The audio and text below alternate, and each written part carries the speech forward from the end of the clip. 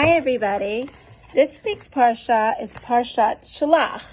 I'm going to read from Torah Mecha, Sefer Bamidbar by Zamira Azarowski. Appreciating gifts. Summer vacation was coming soon. One day Abba announced to the children that he had gotten them a very special present that would keep them busy all summer. He was going to keep it in the closet until vacation began. The children were very excited about the present. It sounded like it would be a lot of fun, but one day they started to get a little nervous. What if the toy wasn't as exciting as Abba had said it would be? What if it was a baby toy? What if it was boring? They asked Abba if Menachem could take a peek at the present. Abba was not happy about this idea, but he said okay. Menachem opened the closet and saw a huge cardboard box. On the box there was a picture of a really cool train set. There were bridges and tunnels, and the train could even go by itself. But then he took a peek at what was inside the box, and all he saw were tons and tons of little pieces. How would they ever figure out how to put it together?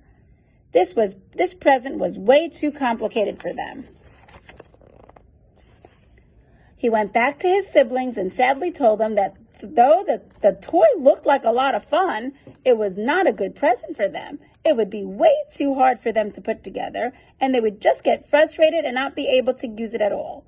Tamima and Ahuva started crying. Now they would have nothing to do the whole summer.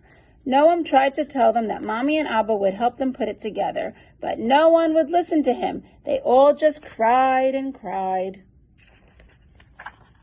Just then, Abba walked in and saw them crying about the present. He was very upset. He had spent a lot of time finding the perfect toy for all the kids, and now they were crying about it.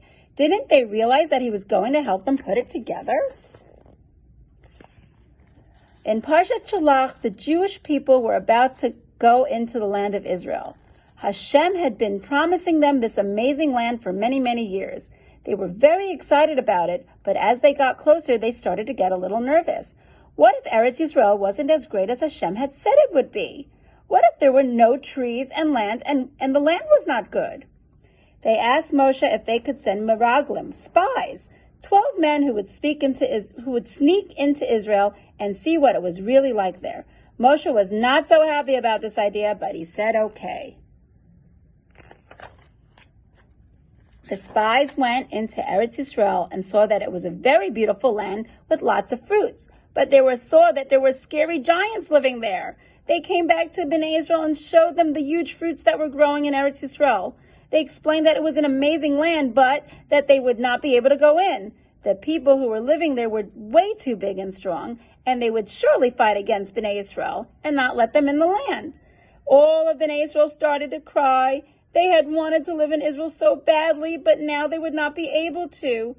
Two of them, the Meraglim, Yehoshua and Caleb, tried to tell them that Hashem would help them to fight against the people living in Israel. But no one would listen to them. They all cried and cried. Hashem told the Jewish people that because they did not trust that he would help them go into Eretz Yisrael, now they would not be allowed to go in. They would have to wander around the desert for 40 years instead.